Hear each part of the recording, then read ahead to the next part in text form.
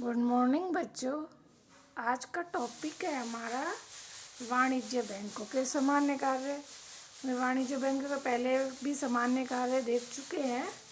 आज हम आगे के सामान्य कार्य देखेंगे। हमने पहले देख लिया बैंकों के धन संपत्ति सुरक्षा वित्तीय सलाहकार के रूप में सूचनाएं प्रकाशित करना, विनिमय पत्र को स्वीकार करना, ऋण की जमानत पर ऋण देना, व्यक्तिगत साख की व्यवस्था करना, सार्वजनिक ऋणों की व्यवस्था करना। आज हम देखेंगे आर्थिक स्थिति की सूचना देना। ये सामान्य उपयोगी के कार्य में ही सारे आ रहे हैं। आर्थिक स्थिति की सूचना देना। बैंक जो अपने ग्राहकों को विभिन्न देशों और विदेशों से व्यापारियों की जो आर्थिक सूचना है, जो विश्वसनीय सूचना है ग्राहकों की, उनको अपने ग्राहकों को उपलब्ध करवाता है, जिससे उनके साथ व्यापारिक सौदे कर सकें और जो उसके ग्राहक हैं उनकी जोखिम कम हो सके। होता क्या है कि कई बार हमें किसी बिजनेसमैन से कोई डीलिंग या कुछ करनी होती है तो, और देश विदेश बाहर के से भी करनी होती है, तो उसकी इकोनॉमिक कंडीशन कैसी है, हम उसको उधार माल दे रहे हैं तो वो हमें वापस पैसा मिल जाएगा या नहीं मिलेगा, उसका व्यवहार कैसा है, गुडविल कैसी है, उसके ट्रांजैक्शन किस हिसाब से होते हैं, तो हमें कोई जोखिम तो नहीं है इसके साथ व्यवहार करने में। क्योंकि हर बिजनेसमैन यही चाहता है कि मेरा पैसा डूबे नहीं, या मेरा माल जहाँ जा रहा है उसका पैसा मुझे वापस मिल जाए। तो बैंक जो सूचनाएं अधिक विश्वसनीय होती हैं। वैसे तो हर किसी को देता नहीं है, लेकिन ये ग्राहकों को इन सूचनाओं को ध्यान में रख के व्यवसायिक सौदों की वजह से इनको उपलब्ध करवा देता है, जिससे जो बैंक का ग्राहक है उसको इन सब चीज़ों से नुकसान ना हो और वो उस पर्टिकुलर व्यक्ति के साथ व्यवहार कर। क्योंकि विदेशों में बिजनेसमैन की कैसे व्यवहार है ये हम यहाँ बैठे बैठे पता नहीं कर सकते, लेकिन बैंक टू बैंक ये सूचनाएं बैंक हमें अवेलेबल होती गोपनीय है, ये किसी को दी नहीं जा सकती, लेकिन कई बार अपने ग्राहक के हितों को ध्यान में रखते हुए बैंक इनको उपलब्ध करा देते हैं। अंश बाजार का कार्य है। बैंक अपने ग्राहकों की ओर से जारी किए गए अंशों के हिसाब किताब का निपटारा करने का कार्य भी करते हैं। बैंक डीमेट अकाउंट खोलने की भी सुविधा देते हैं। ये जो डीमेट अकाउंट्स होता है ये शेयर मार्केट के लिए खोला जाता है। जब आप शेयर मार्केट में पैसा इन्वेस्ट करते हो तो वो डीमेट अकाउंट के थ्रू ही होता है, वैसे नहीं होता है। क्योंकि आपको शेयर मार्केट में पैसा इन्वेस्ट करने के लिए डीमेट अकाउंट खोलना कंपलसरी है। उसके बिना आप शेयर मार्केट में पैसा नहीं लगा सकते हैं।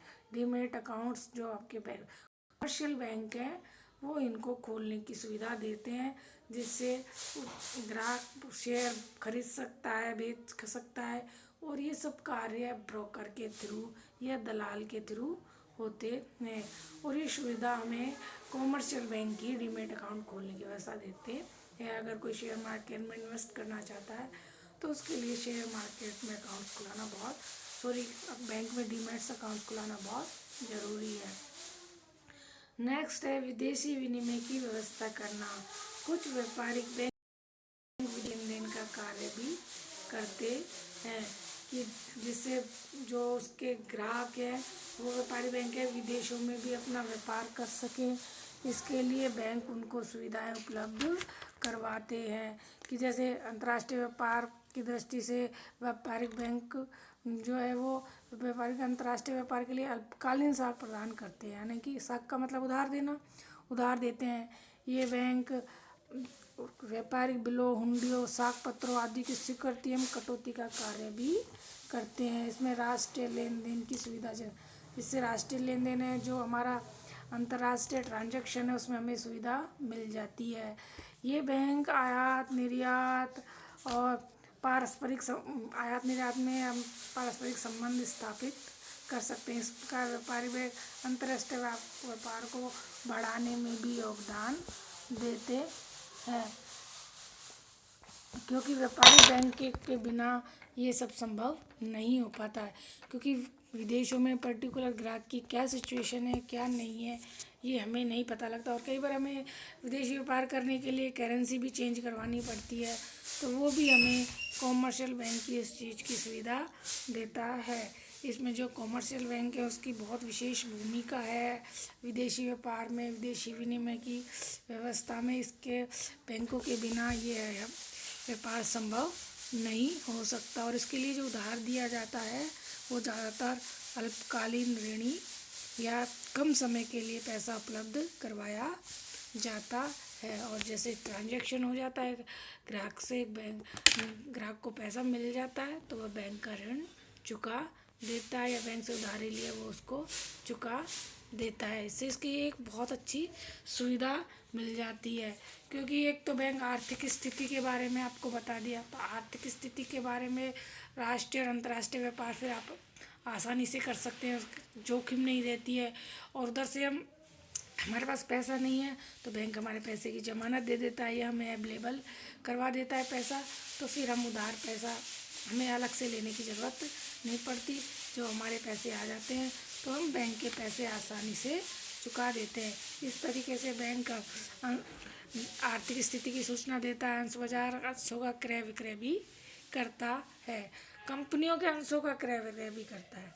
ग्राहक जो अंशों का क्रय विक्रय करते हैं उसके लिए तो डीमैट अकाउंट आवश्यकता है, लेकिन जो बैंक है, जो कंपनी है, औद्योगिक संस्थान है, उनके अंशों का क्रय विक्रय भी करते हैं और उसके बदले वो कमीशन लेते हैं, क्योंकि बैंक कोई भी कार्य बिना कमीशन या बिना पैसे के या फ्री में नहीं करते हैं। इस तरीके से ये हमारे बैंक के जो सामान्य कार्य हैं, जो भी हैं 12-13 कार्य हैं, वो हमारे पूर्ण होते हैं। यानी कि बैंक हमें धन संपत्ति की सुरक्षा, यात्री चेक की व्यवस्था, साख पत्र की व्यवस्था, वित्तीय सलाहकार देना, ऋण की जमानत, व्यक्तिगत का सार्वजनिक ऋण की व्यवस्था, अंशों का कार्य, विधि शिविरों के, यानी कि बैंक के बिना हम व्यापार और इन सब चीज़ों की कल्पना मुश्किल ही कर पाते हैं। इसलिए बैंक बहुत विशेष भूमिका देश के विकास में